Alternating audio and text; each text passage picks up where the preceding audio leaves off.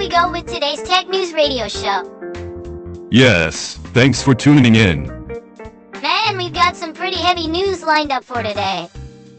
Heavy is an understatement. It feels like the tech industry started 2026 by going full self-destruct mode. Self-destruct? Or maybe more like a fireworks show. Fireworks? Yeah, you know, launching up and exploding, launching up and exploding. That's way too poetic. It's more like a total disaster zone. Well, the news we're covering today is absolutely packed with AI-related mess. AI, right, 2025 was all AI this, AI that, and then 2026 hits and boom, this is what we get. It's like that hotshot new hire everyone was excited about who oversleeps and shows up late on day one. Nah, oversleeping is nothing. This is like crashing the company car into the CEO's fence on your first day. That's oddly specific. Well, let's dive in and keep things loose as always. So, our first story today. Yaha. This might be the biggest tech scandal of the year. Elon Musk's XI company and their AI chatbot Grok are in major hot water. Grok, right, that thing running on X. Exactly! And what happened is, outlets like the Washington Post are reporting this. Grok has been mass-producing non-consensual sexual deepfaking. Ugh, that's stomach-turning just hearing about it. Seriously, so it all started in late December when Grok added an input. Image editing sounds like a useful feature on paper. Right, normally it would be, but what users did was... Oh no, I can already imagine, don't even say it. They sent prompts asking to remove women's clothing from posted images, and Grok actually complied. Why the hell would it comply with that? I know, right?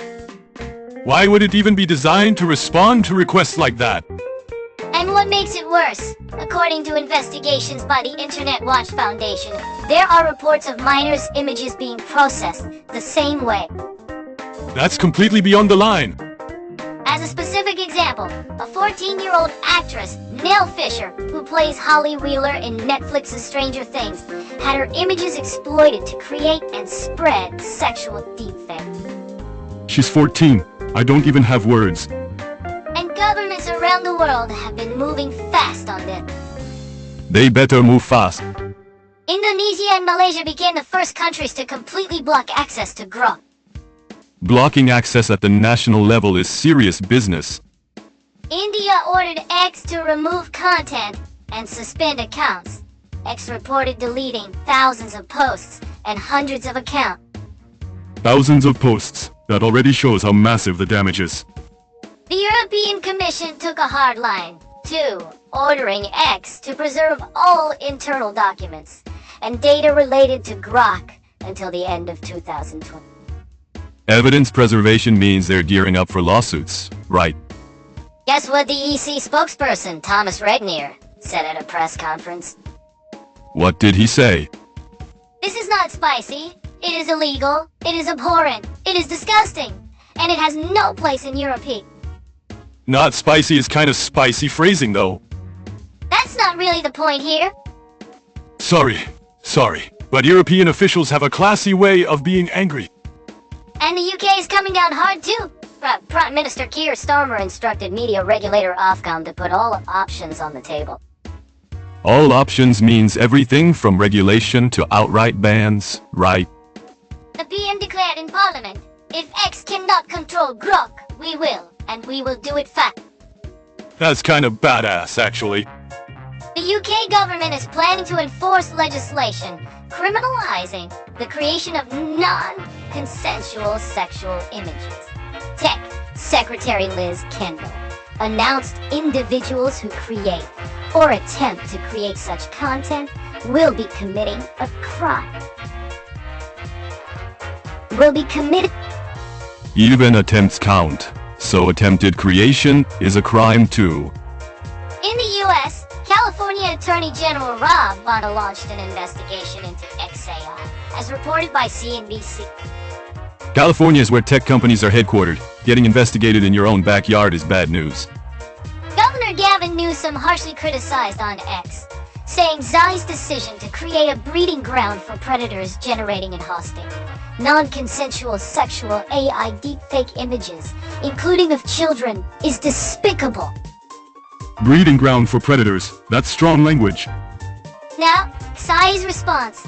On January 9th, facing criticism, they restricted Grok's image generation to paying users only. Wait, that's it?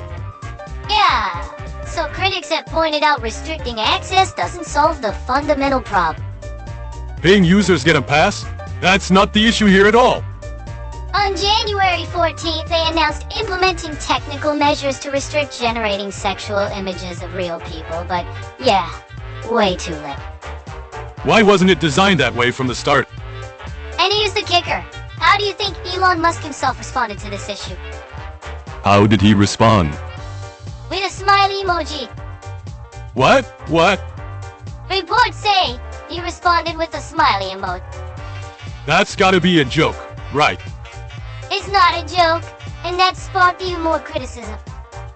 Like, when a tech industry leader responds like that, what's going on?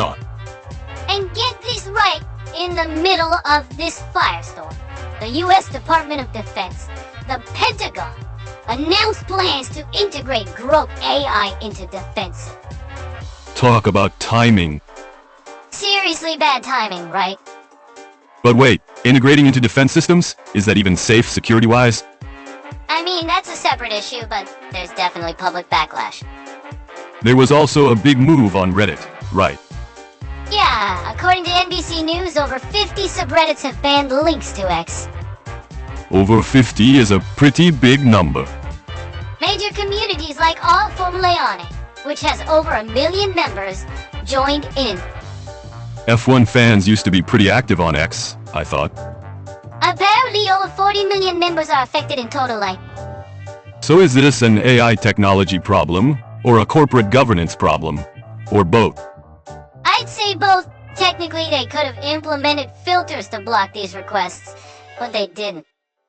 So, it's not that they couldn't, it's that they didn't. That's what the situation suggests. It's like, the more advanced technology gets, the more it tests people's ethics. Exactly! Tools depend on how you use them, but the makers have responsibility too. This story's probably gonna have more developments. Definitely keeping an eye on how strict regulations get across different countries. Now moving to our next story, this is another AI mess-up. There's more. Oh yeah, and this one's bad in a whole different way. Different how? UK police made critical security decisions based on Microsoft Copilot's AI hallucinations. Completely false information. Wait, the police believed AI lies, and made decisions based on them? Exactly, PC Gamer and Gizmodo have detailed coverage. This has blown up into an international incident. Hold on, let me get this straight. What actually happened? Last November 6th, there was a UEFA Europa League match between Aston Villa and Maccabi Tel Aviv. A soccer game. Got it. West Midlands police made the unusual decision to completely ban Maccabi Tel Aviv supporters from entering the stadium. Banning all supporters is a huge step. What happened? It was controversial from the start, but Prime Minister Starmer himself said it was wrong. When the PM says it's wrong, that's serious. Then, on January 14th this year, West Midlands Police Chief Constable Craig Guildford sent a letter to a parliamentary committee, finally admitting that the information justifying the ban included false content generated by Microsoft Cup. Wait, so the official police decision was based on AI fabricated information? That's correct. That's seriously messed up. Specifically, Copilot generated detailed information about a Maccabi Tel Aviv versus West Ham match. Yeah? That match never actually happened. It was a completely fabricated, fictional match created by the AI. The police used information about a non-existent match in official documents? Yes, and that's not all. It exaggerated the number of Dutch police deployed at a previous Amsterdam match, falsely claimed fans were connected to the Israeli military, incorrectly reported that Muslim communities were deliberately targeted by fans, and falsely stated multiple Dutch officers were injured. All lies. All lies generated by Copilot. But normally, when you're creating official documents, you fact-check, right? You're supposed to.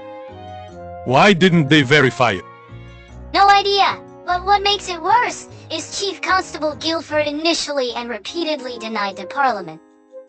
He denied it, but they actually were using it. According to Windows Central, the chief explained in his letter, until last Friday afternoon, I believe this error was from Google use, but it was actually from Microsoft Copilot results. Ah, that's a terrible excuse. Whether it was Google or Copilot, the fact remains they used AI lies in official documents. Why would you just trust AI output like that in the first place? Microsoft itself warns that Copilot can make mistakes. Then you definitely need to verify it.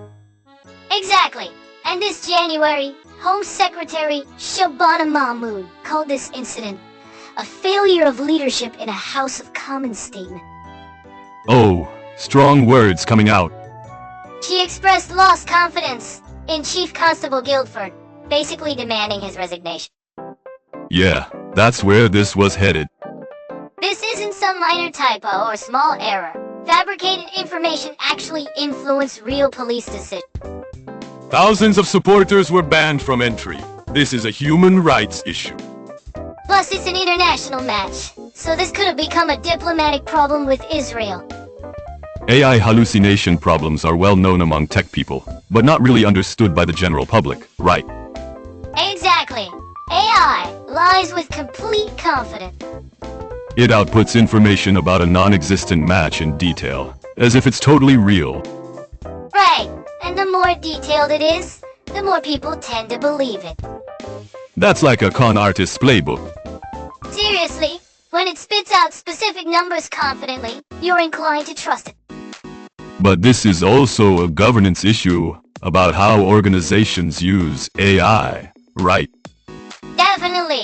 Things like always double-checking AI output or not using it for official documents need to be codified as rule.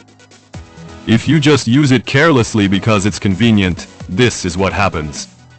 This incident is an important case showing how AI hallucinations can cause serious real-world consequences.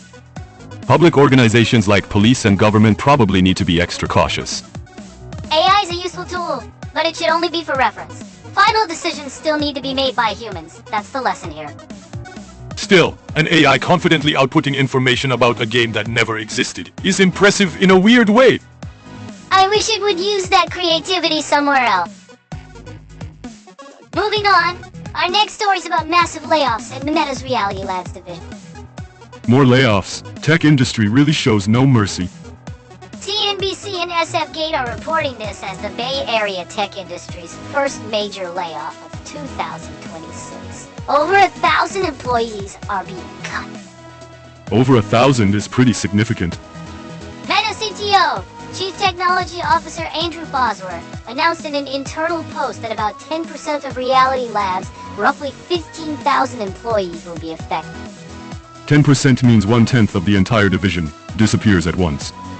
Right, and according to internal memos, Studio closures too.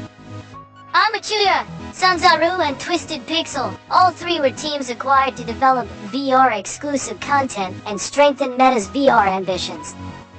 They acquired them, and now they're closing them. What a waste. Meta is still keeping 5 studios: Camouflage, Glassworks Games, Big Box, and Alchemy. So it's not a complete withdrawal.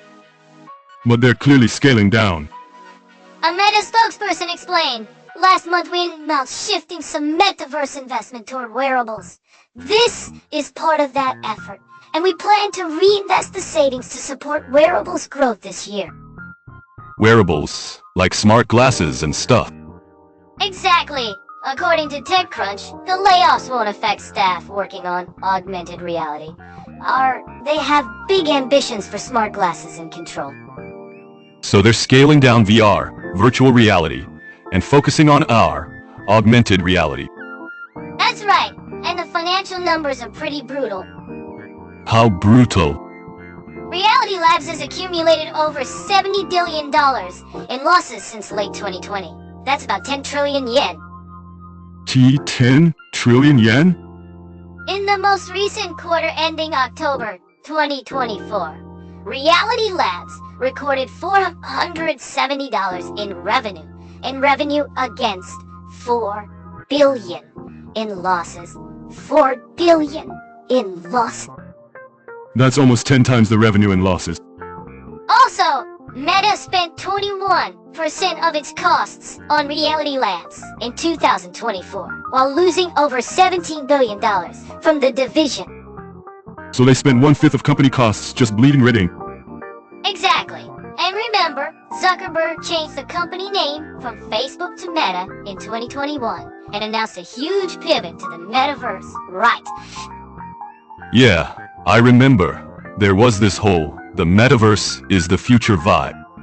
And they launched their virtual space platform Horizon Worlds with huge fanfare. Oh right, that thing with the legless avatars that became a meme. Yeah, marked for the footless virtual avatars, and ultimately failed to make it a hit. The legless thing was pretty impactful. Why didn't they add leg? Apparently it was technically difficult, but the visual impact was unforgettable. But spending about 4 years burning through over 10 trillion yen, then pivoting to AI and wearables, that's a wild story. Well, Meta's core business, Facebook and Instagram, are still making money, so the company survived. Being able to burn 10 trillion yen because the core business is strong is also pretty wild. On LinkedIn, frustration and anger from laid-off employees searching for their next jobs have been spilling over onto other social media platforms. Of course they're upset. Getting laid off at the start of 2026 must be brutal. Analysts note that while Reality Labs' cost cuts might save money, they risk delaying product development and creating internal uncertainty. What happened to the metaverse dream anyway? I mean, they haven't completely given up, but compared to the 2021 hype, things have definitely gotten more realistic. More like brought back down to reality. This happens a lot in tech. Big promises, then things don't work out, then pivot. But being able to pivot is probably better than nothing, because the core business is strong. True. If this were a startup, the whole company would have disappeared. Still, the people working at VR studios got the short end, suddenly laid off because of company strategy shifts. Exactly. It's not about individual ability. It's management decisions cutting. Working in tech comes with these risks, I guess. Alright, next up is news from CES 2026.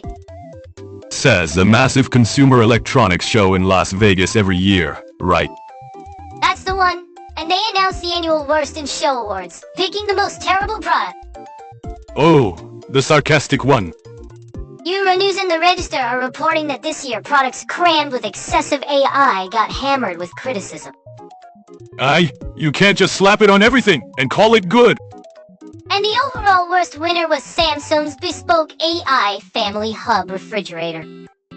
A refrigerator? It's a fridge where you can open the door with voice command. Voice-controlled door sounds convenient when your hands are full, right? You think so? But the criticism is that it doesn't work in noisy environments.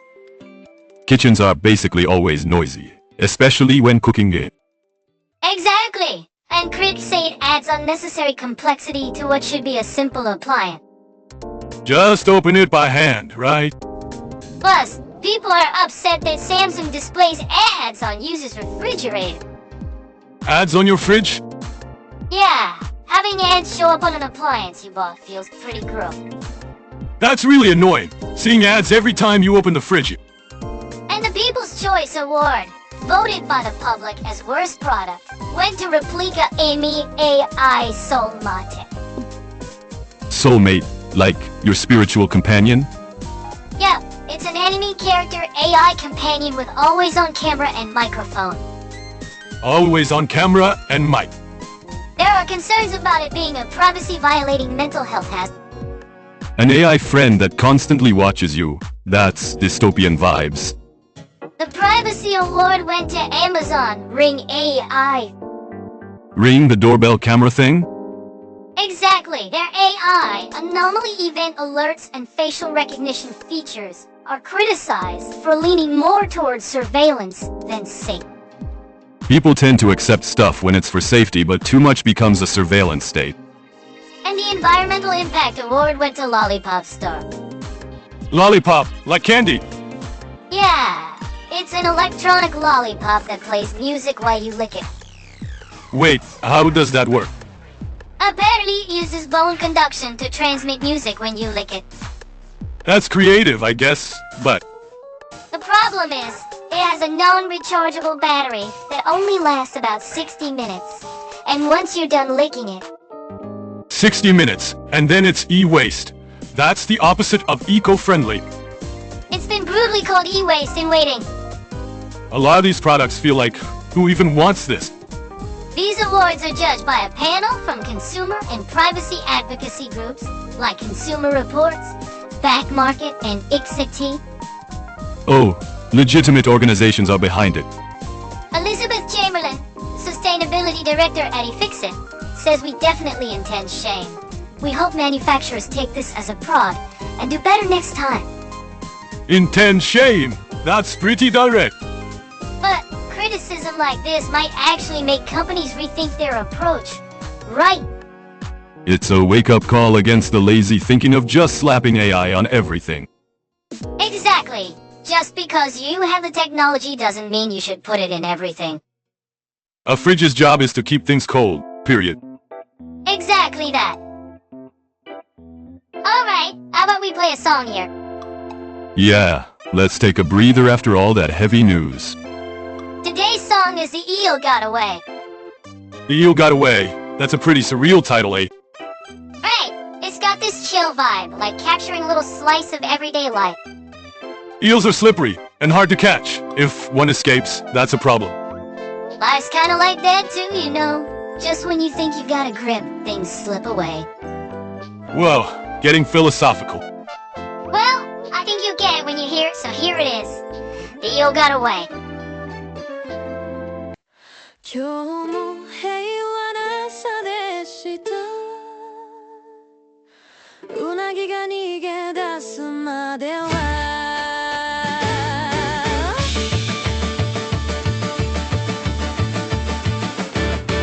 スーパーの鮮魚コーナー月がいいねと言ったその時ぐにゃっと動いた黒い影気づけば通路スリップなきゃパートさんが叫んだうなぎがレジ通って言ったわようなぎが逃げたぬるぬるスタンピード誰も追えない超低実習ぬめっと笑って消えた後防犯カメラも見失った今日の主役はサタナじゃない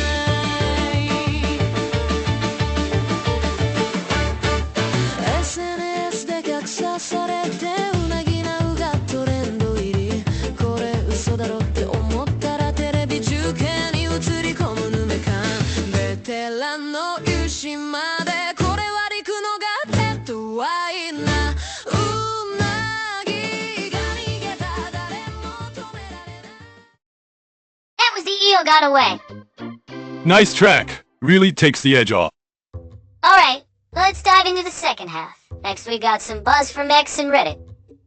Social media talk. Got it? First up, there's a problem with mass AI-generated comments flooding Reddit. AI is posting comments? It's being reported in tech-focused subreddits like all programming and all machine learning. What kind of comments are they? There are unnatural patterns where dozens of nearly identical replies, praising the same obscure library, appear within hours across unrelated threads. Yeah, that sounds like bot. This is seen as a form of information warfare, creating false consensus. So someone's using AI to fabricate hype for specific libraries or tools. Exactly. And people often go to Reddit looking for genuine opinions, right? Yeah, lots of people add Reddit to their Google searches to find honest takes instead of ad stike. When fake AI comments infiltrate that space, you don't know what to trust anymore. The credibility of the internet keeps crumbling. And related to the Grok issue we mentioned earlier, over 50 subreddits banned links to X. Right, affecting over 40 million members. It's not just the Grok issue. Musk's hand gesture at a January rally resembling a Nazi salute also drew criticism. Oh yeah, I saw that in the news. Musk's been pretty controversial lately. His image as a tech visionary has really shifted. And here's another interesting one. In behind-the-scenes footage for Stranger Things, Season 5 on Netflix, fans spotted what looks like the Duffer Brothers using ChatGPT, sparking controversy. Like, maybe they're using AI for script writing. That's the suspicion, though there's no solid proof. The documentary director denied it, saying, "I didn't see anyone using ChatGPT in the writer's room." Could have just been on screen by accident. Still, fans are worried, like what if they actually used AI? AI use was a big issue in the Hollywood strikes, right? It's a sensitive topic. Exactly. There's no social consensus yet on how much AI should be involved in creative work. But honestly, if they did use it and the results still good, does it matter? That's where opinions split, process versus result. Tough question. And finally, there's this Twitter trademark battle. Trademark? Like rights to the name. Yeah, a Virginia startup called Operation Bluebird petitioned the U.S. Patent and Trademark Office to cancel X Corp's Twitter and tweet trademarks. Why are they asking for cancellation? They argue that X Corp still holds the trademarks after rebranding, but isn't actually using them, so they should be considered abandoned. Oh, I see. They changed the name to X, but still own the Twitter trademark. Right, and X Corp is countersuing. Wonder who'll win.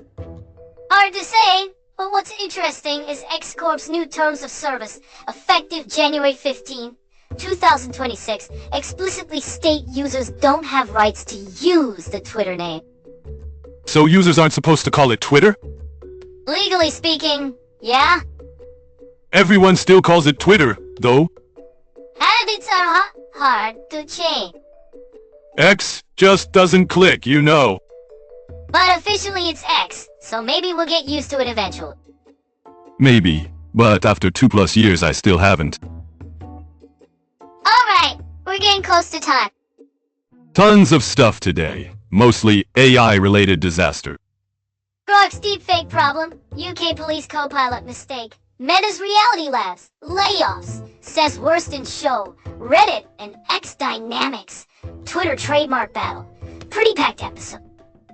2026 just started, and we've already got all this. Tech's gonna be wild this year. AI development isn't stopping, but we really need to think as a society about how to use it responsibly. Technology advances, but if human ethics don't keep up, we get problems like today's stories. Exactly. Tools are only as good as how you use them. But maybe this is part of progress. Problems happen, discussions follow, regulations come, and things improve. True, if we learn from mistakes and move in a better direction, that's progress. Thanks so much for listening today. See you next time. Bye. Bye.